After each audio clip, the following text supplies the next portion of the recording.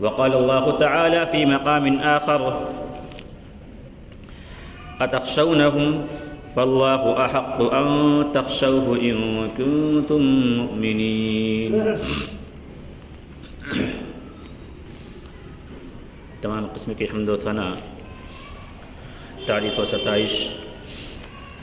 کبریائی، بڑائی اور بزرگی اللہ وحدہ لا شریک، خالق کائنات، مالک ارض و سما کے لیے لائق و زیبا ہے۔ درود و سلام نازل ہوں اللہ کے مبعوث کیے گئے تمام انبیاء علیہم السلام پر، خصوصاً اللہ کے آخری رسول احمد مجتبی محمد مصطفیٰ صلی اللہ علیہ وسلم پر۔ اللہم صلی علی محمد وعلی آل محمد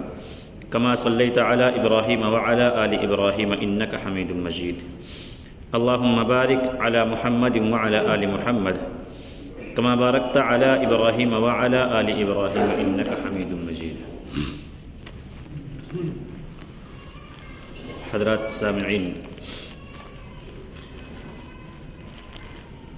آج کے اس خطبہ جمعہ میں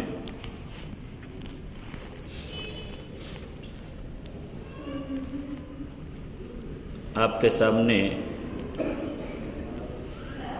ایک عنوان کہ لوگ کیا کہیں گے، اس کے تحت کچھ باتیں رکھنے کی کوشش کروں گا۔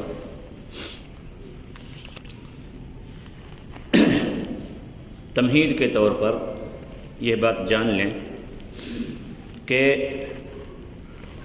جب سے اللہ تبارک و تعالی نے یہ دنیا بنائی اور اس دنیا میں انسانوں کو بسایا، تو ابتدا میں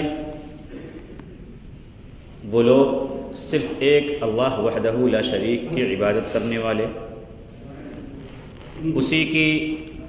مرضی کے مطابق اپنی زندگی گزارنے والے تھے۔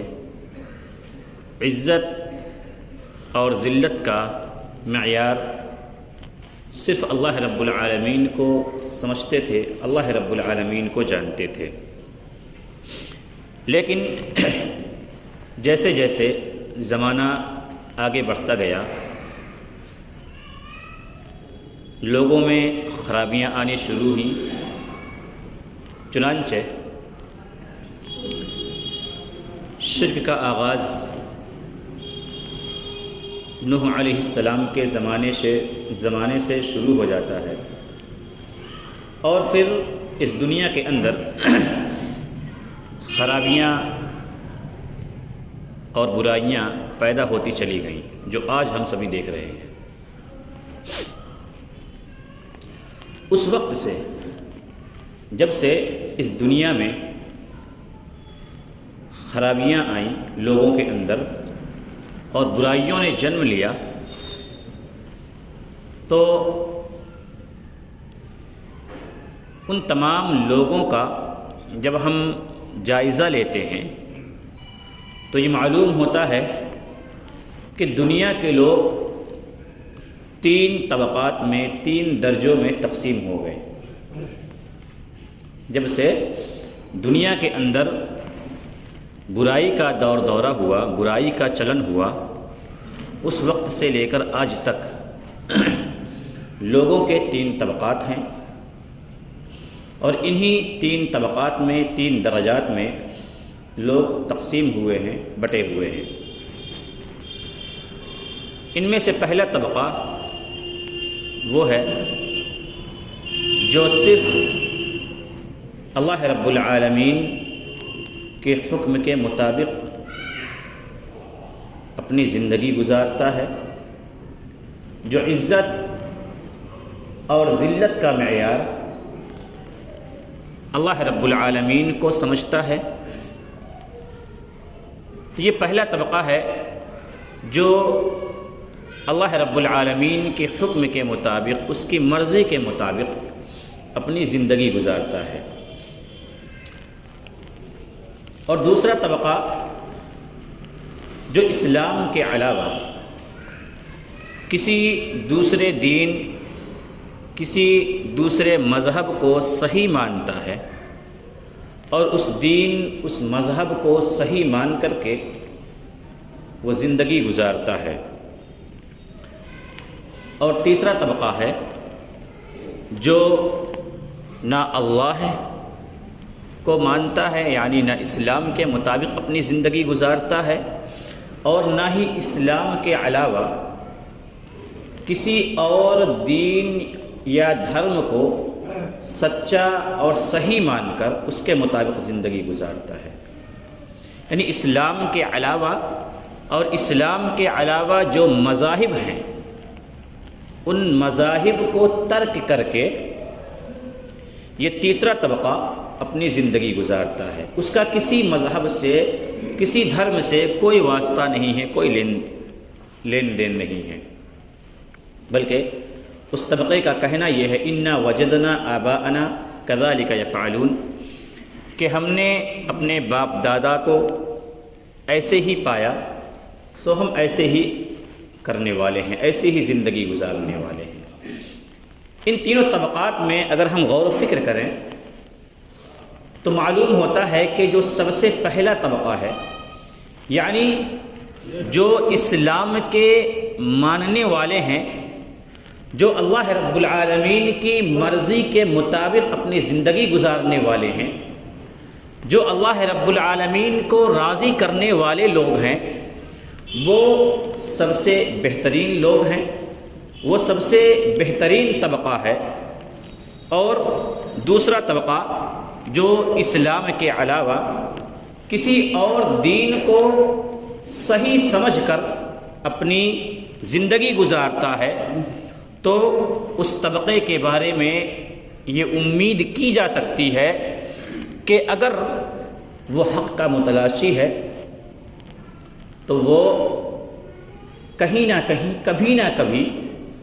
دین حق کو قبول کر لے گا، وہ حق بات کو قبول کر لے گا. تو یہ دوسرا طبقہ ہے جو اسلام کے علاوہ کسی اور دین کو، کسی اور مذہب کو صحیح سمجھ کر، سچا جان کر اپنی زندگی گزارتا ہے. تو اس طبقے سے یہ امید رکھی جا سکتی ہے، یہ امید لگائی جا سکتی ہے کہ یہ طبقہ اگر اس کو حق ملے گا تو یہ ضرور حق کو اپنا لیں گے، حق کو قبول کر لیں گے. لیکن جو تیسرا طبقہ ہے، تیسرے گروہ کے لوگ ہیں، ان سے یہ امید نہیں لگائی جا سکتی. ان سے یہ امید نہیں لگائی جا سکتی کہ اگر ان تک حق بات پہنچے تو وہ حق بات کو قبول کر لیں گے. ان کے درمیان چونکہ حق اور باطل کے درمیان فرق کرنے کی صلاحیت نہیں ہے، حق اور باطل کے درمیان تمیز کرنے کی صلاحیت نہیں ہے، اس وجہ سے یہ جو تیسرا طبقہ ہے، یہ تیسرا طبقہ حق بات کو قبول کرنے سے قاصر ہے. وہ حق بات کو قبول نہیں کرتا، بلکہ جب حق بات اس کے سامنے رکھی جاتی ہے، پیش کی جاتی ہے، خواہ وہ دلائل کی روشنی میں ہو یا عقلی دلائل کی روشنی میں، تو وہ کہتا ہے کہ ٹھیک ہے، لیکن اگر ہم نے تمہاری بات کو مان لیا تو لوگ کیا کہیں گے؟ اگر ہم نے اس بات کو تسلیم کر لیا، مان لیا، تو لوگ کیا کہیں گے؟ تو ایسے لوگوں کی امید کی، ایسے لوگوں کی اصلاح کی امید بہت ہی کم رہ جاتی ہے. اور دوسری بات، ان لوگوں کے تئیں یہ اپنے ذہن میں رکھیں کہ یہ وہ طبقہ ہے جن کا یہ خیال ہے کہ اگر ہم نے اس کو قبول کر لیا تو لوگ کیا کہیں گے. یہ چونکہ ذہنی مریض ہوتے ہیں، یہ نفسیاتی مریض ہوتے ہیں، یہ بیمار ہیں، ان کے اندر صلاحیت نہیں ہے، ان کے اندر تمیز نہیں ہے کہ یہ حق بات کو قبول کر لیں. چنانچہ یہ ایک نفسیاتی مرض ہے، اور اس مرض کی بنیاد پر یہ طبقہ حق بات کو قبول نہیں کرتا. چنانچہ کئی بار ایسا ہوتا ہے کہ یہ جو نفسیاتی مریض ہیں، یہ کچھ ایسے کام جو کرنے کے ہوتے ہیں، لیکن اس کام کو اس وجہ سے نہیں کرتے کہ اگر ہم اس کام کو کریں گے تو لوگ کیا کہیں گے. یا کبھی ایسا ہوتا ہے کہ کچھ کام نہیں کرنے کے ہوتے لیکن وہ اس کام کو کر گزرتے ہیں اس خوف سے، اس ڈر سے کہ ہم نے اس کام کو کر لیا تو لوگ کیا کہیں گے، یعنی حق بات کو قبول کرنے سے ڈرتے ہیں کہ اگر ہم نے حق بات کو قبول کر لیا تو لوگ کیا کہیں گے، اور جو غلط باتیں ہیں وہ نہ کرنے کی ہیں، لیکن اگر ان باتوں کو اختیار نہ کیا تو لوگ کیا کہیں گے۔ تو یہ نفسیاتی مرض ہے کہ جو مرض ان کے ذہن و دماغ میں حائل ہو چکی ہے، اس وجہ سے یہ لوگ حق بات کو قبول کرنے سے قاصر ہیں، حق بات کو جلدی یہ قبول نہیں کرتے۔ چنانچہ اگر ہم اپنے سماج اور معاشرے پر ایک طائرانہ نظر ڈالیں تو ہمیں معلوم ہوگا کہ شریعت کی بہت ساری تفصیلات ہیں، اور ان تفصیلات کے اندر اگر ہم دیکھتے ہیں تو یہ لوگ اگر ان کے سامنے ان تفصیلات پر عمل کرنے کی بات کہی جاتی ہے تو یہ یہی کہتے ہیں کہ اگر ہم نے اس عمل کو کر لیا، اس کو اختیار کر لیا تو لوگ کیا کہیں گے۔ چنانچہ وہ بہت ساری باتوں کو اس وجہ سے اختیار کرنے سے ڈرتے ہیں کہ اگر ہم نے اس کو اختیار کر لیا یا اس کو نہیں کیا تو لوگ کیا کہیں گے۔ میں نے ابتدا ہی میں ذکر کر دیا کہ یہ ایک نفسیاتی مرض ہے، یہ ذہنی مرض ہے، اور ان کے اندر اس بات کی صلاحیت موجود نہیں ہوتی ہے کہ یہ حق اور باطل کے درمیان فرق کر سکیں۔ چنانچہ میں نے اس موضوع کو، یہ موضوع کافی وسیع ہے، اسے کئی حصوں میں تقسیم کیا ہے، جن میں سے ایک حصہ آج کے خطبہ جمعہ میں آپ کے سامنے ذکر کروں گا، اور باقی کا حصہ انشاءاللہ اگلے خطبہ جمعہ میں یا جو بھی جتنے بھی وقت لگے اس موضوع کو پورا کرنے کی کوشش کروں گا۔ جو پہلی بات اس بارے میں ہمیں یاد رکھنی چاہیے کہ وہ یہ کہ اگر یہ نفسیاتی مرض ہمارے اندر موجود ہے، یہ نفسیاتی مرض اگر ہمارے اندر موجود ہے تو سماج اور معاشرے کے ڈر سے ہم حق بات کو نہیں قبول کریں گے، یا جو کام نہ کرنے کے ہیں ہم لوگوں کے ڈر سے کہ اگر اس کام کو نہیں کریں گے تو اس کام کو اختیار کر لیں گے، اس خوف سے، اس ڈر سے کہ لوگ کیا کہیں گے، یعنی حق کو بھی قبول نہیں کرتے لوگوں کے ڈر سے، اور غلط باتوں کو چھوڑتے بھی نہیں لوگوں کے خوف سے، لوگوں کے ڈر سے۔ چنانچہ بعض دفعہ ایسا بھی ہوتا ہے کہ ایسے لوگ جو لوگوں کے خوف سے، لوگوں کے ڈر سے حق بات کو قبول نہیں کرتے، وہ اللہ رب العالمین کی سب سے بڑی نعمت اسلام ہے، اس نعمت سے بھی محروم ہو جاتے ہیں، نعمت اسلام سے بھی محروم ہو جاتے ہیں۔ اللہ تبارک و تعالی نے قرآن مجید میں ایک آیت کریمہ نازل فرمائی، آئیے پہلے اس آیت کریمہ کو دیکھ لیں اور پھر اس کے بعد میں ہم اس سوال کو دیکھتے ہیں کہ یہ خوف لوگوں کے دلوں میں آیا کہاں سے، یہ خوف لوگوں کے دلوں میں آیا کہاں سے۔ چنانچہ اللہ تبارک و تعالی نے سورہ مائدہ کی آیت نمبر 54 میں اس بارے میں ارشاد فرمایا، یا ایھا الذین آمنوا من یرتد منکم عن دینہ فسوف یأتی اللہ بقوم یحبهم ویحبونہ اذلۃ علی المؤمنین اعزۃ علی الکافرین یجاہدون فی سبیل اللہ ولا يخافون لومة لائم ذلك فضل اللہ یؤتیہ من یشاء واللہ واسع علیم۔ اس سورہ مائدہ کی آیت نمبر 54 ہے۔ اس آیت کریمہ میں اللہ تبارک و تعالی نے اہل ایمان کو خطاب کیا، اور میرا یہ گمان ہے، میرا یہ یقین ہے کہ میرے سامنے جو لوگ موجود ہیں یہ بھی اہل ایمان میں سے ہیں، یہ بھی ایمان والے ہیں، اور میرا یہ خطاب بھی اہل ایمان سے ہی ہے۔ تو اللہ تبارک و تعالی کا یہ پیغام جو اس نے اہل ایمان کو خطاب کرتے ہوئے دیا، وہ پیغام آج میں بھی اہل ایمان کو خطاب کرتے ہوئے دے رہا ہوں، کہ اللہ تبارک و تعالی خطاب کرتے ہوئے کہتا ہے، یا ایھا الذین آمنوا، اے وہ لوگوں جو ایمان لائے ہو، من یرتد منکم عن دینہ، تم میں سے جو شخص اپنے دین سے پھر جائے یعنی مرتد ہو جائے، فسوف یأتی اللہ بقوم یحبهم ویحبونہ،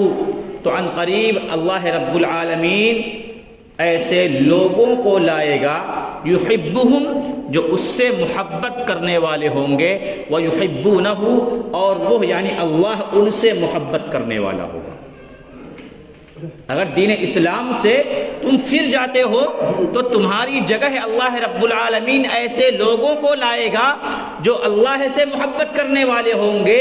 اور اللہ تبارک و تعالی ان سے محبت کرنے والا ہوگا۔ اذلۃ علی المؤمنین، مومنوں پر نرم دل ہوں گے، مسلمانوں پر نرم دل ہوں گے۔ اعزۃ علی الکافرین، اور کافروں پر سخت ہوں گے۔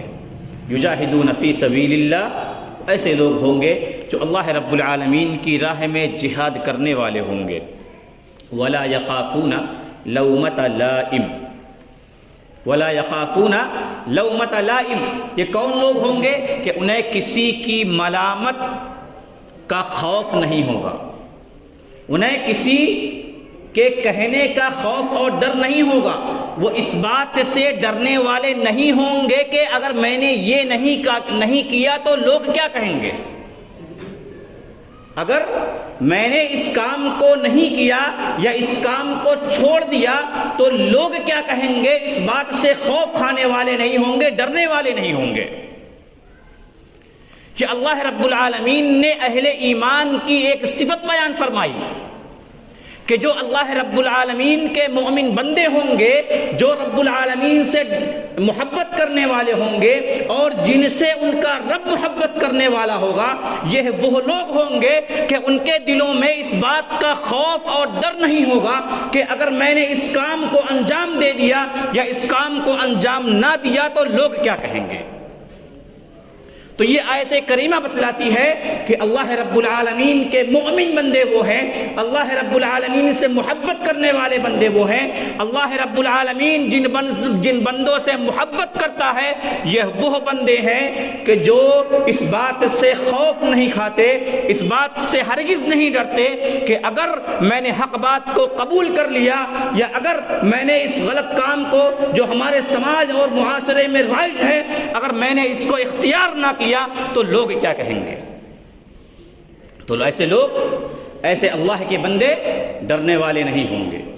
اب سوال یہ پیدا ہوتا ہے کہ یہ خوف لوگوں کے دلوں میں آیا کیسے؟ یہ خوف لوگوں کے دلوں میں آیا کیسے کہ اگر میں نے فلاں کام کر لیا یا اس رواج کو اختیار نہ کیا تو لوگ کیا کہیں گے۔ یہ خوف، یہ ڈر، دراصل جو لوگ اللہ رب العالمین کے حکم پر زندگی گزارنے والے ہیں، جو لوگ اللہ رب العالمین کے حکم پر اس کی مرضی کے مطابق زندگی گزارنے والے ہیں، انہیں عزت اور بے عزت، رضامندی اور ناراضگی، ان تمام چیزوں کا معیار صرف اللہ رب العالمین ہی کو بناتے ہیں۔ یہ لوگ عزت و ذلت کا معیار،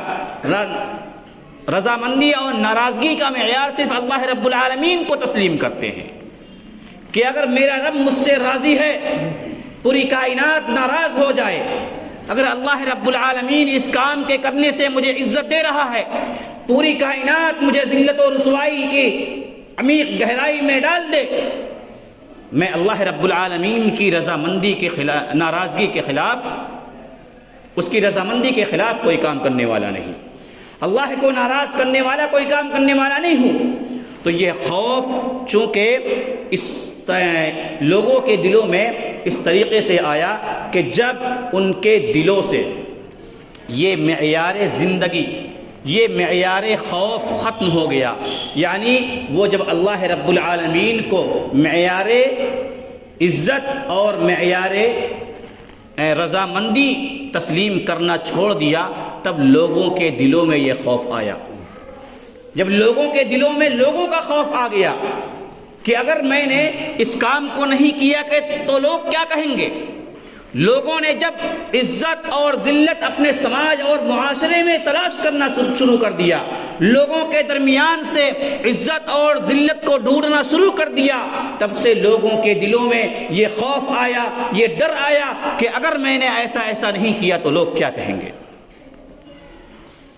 تو اس طریقے سے ہمارے دلوں میں یہ خوف آیا، یہ ڈر آیا۔ چنانچہ سماج کے ڈر سے بہت سارے ایسے اعمال، بہت سارے ایسے کام ہیں جو ہم چھوڑ دیتے ہیں، یا بہت سارے ایسے کام ہیں جو نہ کرنے کے ہیں لیکن سماج کے ڈر سے ہم اس کام کو کر گزرتے ہیں۔ برادران اسلام، یہ خوف ہمارے دلوں میں تب تک رہے گا جب تک کہ ہم اللہ رب العالمین کو معیار حق، اللہ رب العالمین کو رضامندی کا حق، اللہ رب العالمین کو عزت کا معیار نہ تسلیم کر لیں۔ تو اگر ہم اللہ رب العالمین کو عزت کا معیار تسلیم کریں گے کہ اللہ رب العالمین ہی عزت دینے والا ہے، اللہ ہی ذلت دینے والا ہے، اللہ رب العالمین کی رضامندی ہی کافی ہے، اللہ رب العالمین کی ناراضگی سے بچنا ہے، تو ہمارے دلوں سے یہ خوف، یہ ڈر ہمیشہ کے لیے ختم ہو جائے گا۔ چنانچہ اس خوف نے، اس ڈر نے کہ لوگ کیا کہیں گے، لوگوں کو دین اسلام سے بھی دور رکھا، لوگوں کو حق بات قبول کرنے سے اس طرح دور رکھا کہ انہیں جہنم کے عمیق گہرائی میں ڈھکیل دیا، جہنم کے عمیق گڈھے میں ڈال دیا اور جنت سے دور کر دیا۔ ہم اس سلسلے میں بہت سارے واقعات پڑھتے ہیں، سنتے ہیں، جانتے ہیں۔ مشہور واقعہ ابو طالب کا ہم جانتے ہیں۔ ابو طالب کے بارے میں اگر گہرائی سے غور و فکر کریں تو اللہ کے رسول صلی اللہ علیہ وسلم کے ساتھ اس کا جو تعلق تھا وہ کتنا عمدہ تھا، کتنا عمدہ تھا۔ ابو طالب اپنے بھتیجے محمد الرسول اللہ صلی اللہ علیہ وسلم کو رات کے وقت میں بستر بدلنے کا حکم دیتا کہ بیٹا تو یہاں سویا ہوا ہے، کہیں ایسا نہ ہو کہ رات کو تو سویا رہ جائے اور مشرکین آئے، دشمنان اسلام آئے اور تیرے اوپر حملہ کر دیں، اس لیے تو جگہ بدل کے میرے فلاں بیٹے کے، جو میرا حقیقی بیٹا ہے، اس کی جگہ پر آ جا، اور اپنے بیٹے کو محمد الرسول اللہ صلی اللہ علیہ وسلم کے مقام پر سلا دیتے۔ اس قدر محبت کرنے والے تھے کہ اپنے بیٹے کی جان کو قربان کرنا گوارا کیا، لیکن اپنے بھتیجے کی جان کو قربان کرنا گوارا نہ کیا۔ کہا جب تک میں زندہ ہوں تب تک تیرے اوپر کوئی آنچ نہیں آ سکے گی، تجھے جو حکم دیا گیا ہے تو اس حکم کے مطابق لوگوں کو دعوت دین دیتا جا، لوگوں کو پیغام پہنچاتا جا، جب تک میں زندہ ہوں تیرا کوئی بال بھی باقی نہیں کر سکتا۔ اس قدر شدید محبت کرنے والے تھے، اس قدر شدید محبت کرنے والے، لیکن جب مرض الموت میں مبتلا ہے محمد رسول اللہ صلی اللہ علیہ وسلم چچا ابو طالب کے پاس پہنچتے ہیں، مشفقانہ انداز میں اپنے چچا سے کہتے ہیں کہ چچا اسلام لے آؤ تاکہ میں قیامت کے دن اللہ رب العالمین کے سامنے یہ گواہی دے سکوں کہ میرے چچا نے کلمہ لا الہ الا اللہ کو تسلیم کر لیا تھا۔ لیکن ابو طالب نے، جبکہ اس کے پاس اس وقت ابو جہل اور عبداللہ بن امیہ بن مغیرہ تھا، یہ دونوں سرداران قریش موجود تھے، وہ کہتے ہیں کہ ابو طالب کیا تو اپنے باپ دادا کا دین چھوڑ کر جائے گا؟ کیا تو اپنے باپ دادا کی دین کو چھوڑ دے گا، محبت کا دین قبول کرے گا؟ آخری وقت میں یہ تو کیا کرنے جا رہا ہے؟ ابو طالب نے اللہ کے رسول صلی اللہ علیہ وسلم سے کہا کہ بھتیجے میں تو چاہتا ہوں کہ کلمہ لا الہ الا اللہ پڑھ کر کے تیرا کلیجہ ٹھنڈا کر دوں، تجھے خوش کر دوں، لیکن لا انی تعیرنی قریش، قریش کے طعنوں کی وجہ سے، اس وجہ سے کہ قریش کے لوگ کیا کہیں گے، اس وجہ سے میں دین اسلام کو قبول نہیں کرتا۔ یعنی لوگوں کے خوف نے، لوگوں کے ڈر نے ابو طالب کو جہنم کے عمیق گہرائی میں ڈال دیا اور جنت سے دور کر دیا۔ تو جب یہ خوف، یہ ڈر ہمارے اندر موجود ہوگا کہ لوگ کیا کہیں گے، تو ہم حق بات کو بھی تسلیم کرنے سے خوف کھائیں گے، ڈریں گے کہ اگر ہم نے حق بات کو قبول کر لیا تو لوگ کیا کہیں گے۔ چنانچہ ابو طالب اس بات کو جانتا تھا حق کیا ہے، باطل کیا ہے، سچ کیا ہے، جھوٹ کیا ہے، وہ اس کو جانتا تھا، لیکن اس کے باوجود لوگوں کے خوف سے، لوگوں کے ڈر سے کہ اگر میں نے اسلام قبول کر لیا، بھتیجے کی دعوت پر لبیک کہہ دیا تو لوگ کیا کہیں گے؟ لوگ مجھے طعنہ دیں گے کہ ابو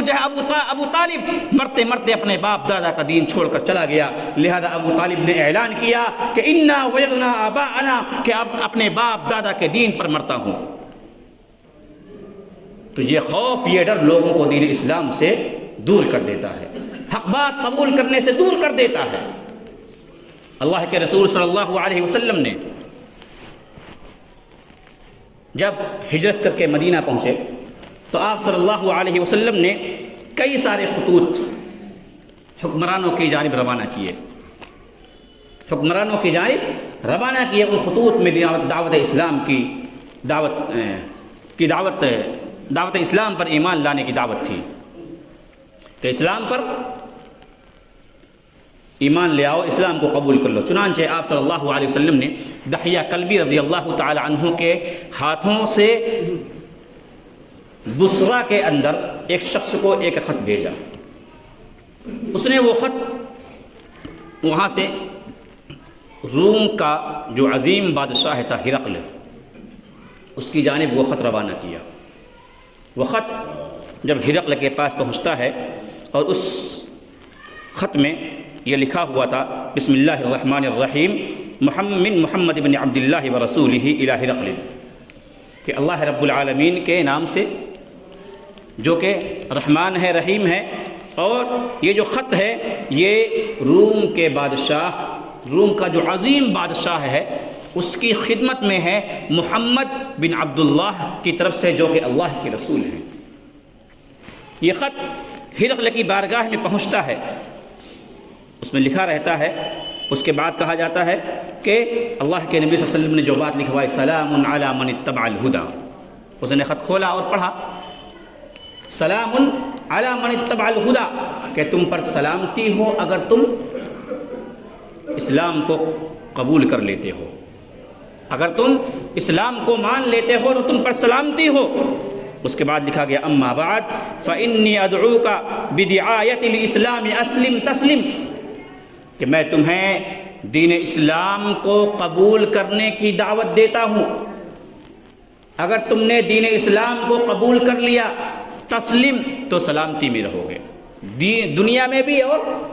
آخرت میں بھی۔ اس کے بعد لکھا گیا یؤتک اللہ اجرک مرتین، اللہ رب العالمین تمہیں دوہرا اجر دے گا۔ یہ خط روم کے عظیم بادشاہ ہرقل کے پاس پہنچتا ہے۔ پہنچنے کے بعد اس وقت ابو سفیان رضی اللہ تعالی عنہ کسی کام کی غرض سے ملک روم گئے ہوئے تھے۔ بادشاہ وقت کو پتہ چلا، ہرقل کو پتہ چلا، اس نے بلوایا، اس نے کچھ سوالات کیے، تقریباً 10 سوالات کیے، اور ہر سوال کا جواب ابو سفیان رضی اللہ عنہ نے دیا۔ میں تفصیل میں نہیں جاتا۔ اس کے بعد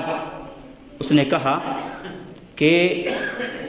یعنی اس نے دین اسلام کی حقانیت کو قبول کر لیا۔ کہا کہ میں تو سمجھتا تھا کہ یہ کہیں اور آئے گا اور یہ تمہارے درمیان آ گیا ہے، یعنی مکے کے اندر اللہ رب العالمین نے اس کو رسول بنا کر کے مبعوث کر دیا۔ کہا کہ اگر یہ حق ہے، یہ حق پر ہے تو عن قریب یہ میرے پاؤں پر آگے کھڑا ہوگا، یعنی یہ جو میری بادشاہت ہے، جو میری بادشاہت ہے، اس بادشاہت کے پاس آ جائے گا، ملک روم کو یہ فتح کر لے گا۔ چنانچہ اس نے اپنی قوم کے لوگوں سے کہا، اس کا دربار سجا ہوا تھا، بھرا ہوا تھا، اپنے قوم کے لوگوں سے کہا یا معشر الروم، اے روم کے لوگوں، هل لکم فی الفلاح والرشد، کیا تمہارے لیے بھی رشد و ہدایت میں سے کچھ حصہ ہے؟ رشد و ہدایت میں سے، کامیابی میں سے کچھ حصہ تمہارے لیے بھی ہے، یعنی کیا تم بھی دین اسلام کو قبول کرنے کے لیے تیار ہو؟ اور مزید کہا وَإِن يَثْبُتَ مَلَكَكُمْ فَتَبَايَعُوا هَذَا النَّبِيَّ، اگر تم چاہتے ہو کہ یہ بادشاہت ثابت رہے، اس ملک کی بقا رہے، یہ ملک صحیح سالم رہے، تو فَتَبَايَعُوا هَذَا النَّبِيَّ، اس نبی کے اوپر بیعت کر لو، اس نبی پر ایمان لے آؤ۔ بادشاہ ہرقل نے دین اسلام کو سچا دین تسلیم کیا اور اس کو قبول بھی کیا قبول بھی کیا اور لوگوں کو بھی دعوت دی، لیکن جیسے ہی اس نے یہ کلمات کہے اس کا جو دربار سجا ہوا تھا، بھرا ہوا تھا، لوگ دروازوں کی طرف وحشی گدھوں کی طرح، جنگلی گدھوں کی طرح بھاگے، جنگلی گدھوں کی طرح دروازوں کی طرف بھاگے کہ باہر نکل جائیں، اس نے تو اسلام قبول کر لیا، مسلمان ہو گیا ہے۔ لوگوں نے دروازہ بند پایا، ہرقل بادشاہ نے بلایا کہ انہیں بلاؤ، واپس لاؤ۔ لوگ واپس آئے، ہرقل بادشاہ نے کہا کہ لوگوں، میں تو تمہارے ایمان کو جانچ رہا تھا، میں تمہارے ایمان کو دیکھ رہا تھا کہ تمہارا ایمان کہیں کچا تو نہیں ہے، تم ایمان میں کتنے پکے ہو۔ یہ بات کہی اور تمام لوگوں نے پھر ہرقل کو سجدہ کیا۔ تو اس واقعے میں دیکھیں کہ ہرقل دین اسلام کو سچا تسلیم کر چکا ہے، اس کے انتظار میں بیٹھا ہوا تھا کہ آخری نبی آنے والے ہیں، ان پر ایمان لاؤں گا، لیکن لوگوں کے خوف سے، لوگوں کے ڈر سے کہ لوگ کیا کہیں گے، میری بادشاہت چھن جائے گی، میری تھوتو ہوگی، اس وجہ سے ہرقل بادشاہ نے دین اسلام کو قبول کرنے سے عاجز رہا۔ آج بھی بہت سارے لوگ ایسے ہیں جو قرآن و سنت کو پڑھتے ہیں، قرآن پڑھتے ہیں، حدیث رسول صلی اللہ علیہ وسلم پڑھتے ہیں، حق اور باطل کے درمیان تمیز کرنے کی صلاحیت ان میں موجود ہے، وہ حق اور باطل کے درمیان فرق کر لیتے ہیں کہ ہاں کون سی باتیں سچ ہیں، کون سی باتیں جھوٹی ہیں، کون سی باتیں حق ہیں، کون سی باتیں باطل ہیں، وہ تمام باتوں کو جانتے ہیں، لیکن جاننے کے باوجود وہ لوگوں کے ڈر سے، لوگوں کے خوف سے حق بات کو تسلیم کرنے سے قاصر ہیں کہ اگر میں نے حق بات کو تسلیم کر لیا تو لوگ کیا کہیں گے، کہیں گے اتنے دنوں سے فلاں مذہب پر تھا، فلاں مسلک پر عمل کرنے والا تھا، آج تجھے یہ مسلک درست نہیں لگنے لگا، آج تجھے یہ مذہب درست نہیں لگنے لگا، لوگ کیا کہیں گے۔ یعنی اس خوف سے، اس ڈر سے لوگ حق بات کو تسلیم کرنے سے قاصر ہو جاتے ہیں۔ یہود جو اللہ کے رسول صلی اللہ علیہ وسلم کی حقانیت کو مانتے تھے، اللہ کے رسول صلی اللہ علیہ وسلم کو جانتے تھے کہ یہ سچے رسول ہیں، موسیٰ علیہ السلام نے جس رسول کی بشارت اور خوشخبری دی تھی کہ اگر آخری رسول تمہاری زندگی میں آ جائے تو اس کے اوپر ایمان لے آنا، وہ لوگ انتظار میں تھے، یہاں تک کہ کسی قوم سے، کسی دشمن سے لڑائی ہوتی تو محمد رسول اللہ صلی اللہ علیہ وسلم کا طعنہ دیتے کہ ہمارا آخری نبی آنے والا ہے، ہم اس کے ساتھ مل کر کے تم سے جنگ کریں گے، تم سے لڑائیاں لڑیں گے اور تم پر فتح و کامرانی ہمیں حاصل ہوگی۔ یہود حق بات کو تسلیم کرتے تھے۔ اللہ رب العالمین نے قرآن مجید میں فرمایا سورہ بقرہ میں الذین آتیناہم الکتاب یعرفونہ کما یعرفون ابناءہم، کہ یہ لوگ جنہیں کتاب دی گئی، جنہیں کتاب دی گئی، یہ یعرفونہ انہیں اس طرح سے پہچانتے ہیں جیسے کہ اپنے بیٹوں کو پہچانتے ہیں، جیسے اپنی اولاد کو، اپنے بیٹوں کو جس طرح پہچانتے ہیں، ویسے محمد رسول اللہ صلی اللہ علیہ وسلم کی رسالت کو بھی پہچانتے تھے، آپ کی نبوت کو بھی مانتے تھے، لیکن دشمنی نے، عداوت نے، لوگوں کے خوف نے کہ اگر ہم دین اسلام کو قبول کر لیتے ہیں تو لوگ کیا کہیں گے کہ محمد تو تمہاری قوم کا نہیں ہے، محمد تو تمہارے خاندان کا نہیں ہے، وہ تو کسی اور نبی کے خاندان سے آ رہا ہے، کسی اور نبی کی نسل سے آ رہا ہے، وہ بنی اسماعیل کے انتظار میں تھے کہ بنی اسماعیل کی اولاد میں سے آخری نبی آئے گا تو ہم اسلام قبول کر لیں گے، اور کہتے بھی تھے، دعویٰ بھی کرتے تھے، لیکن چونکہ بنو اسحاق کے انتظار میں تھے، لیکن بنو اسحاق سے نبی نہیں آیا، بلکہ بنو اسماعیل سے اللہ رب العالمین نے مکے کے اندر نبی کو بھیجا، اور اس ڈر سے، اس خوف سے کہ اگر ہم ان کو سچا تسلیم کر لیں گے، ان کو مان لیں گے، ان پر ایمان لے آئیں گے تو لوگ کیا کہیں گے۔ صفیہ بنت حی ابن اخطب رضی اللہ تعالی عنہا ام المؤمنین ہے، نبی کریم صلی اللہ علیہ وسلم کی ازواج میں سے ہے، یہ کہتی ہیں کہ میں اپنے خاندان میں سب کی لاڈلی تھی، سب کی لاڈلی تھی، سب مجھ سے بڑا پیار کرتے تھے، کوئی بھی اپنی اولاد سے اتنی محبت نہیں کرتا تھا جتنی مجھ سے کرتے تھے، میرے چچا اپنی اولاد سے اتنی محبت نہیں کرتے جتنا کہ مجھ سے کرتے تھے، کہیں سے بھی آتے اپنی اولاد کو چھوڑ دیتے اور مجھے گود میں اٹھا لیتے، مجھ سے پیار کرتے، میرے باپ بھی مجھ سے خوب پیار کرنے والا تھا، لیکن ہوا یوں کہ اللہ کے رسول صلی اللہ علیہ وسلم ہجرت کر کے مکے سے مدینہ آئے۔ آپ صلی اللہ علیہ وسلم جب مدینہ پہنچے تو یہ لوگ اللہ کے نبی صلی اللہ علیہ وسلم کی خدمت میں حاضر ہوئے۔ یہود اللہ کے نبی کی خدمت میں حاضر ہوئے، پورے دن وہاں تک رہے، گفتگو ہوئی، بات چیت ہوئی، کیا ہوئی، واپس گھر گئے۔ صفیہ رضی اللہ عنہا کہتی ہیں کہ تھکے ہارے گھر واپس آئے۔ واپس آنے کے بعد میں انتظار میں کہ مجھے جو لاڈ ملتا، جو پیار ملتا وہ آج بھی حاصل ہو، لیکن دیکھا کہ تھکے ہارے ہیں اور میری طرف کوئی توجہ نہیں، کوئی دھیان نہیں، بیٹھے ہوئے ہیں ایک طرف۔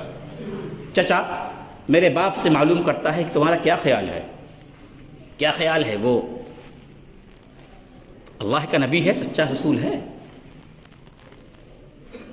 صفیہ رضی اللہ تعالی عنہا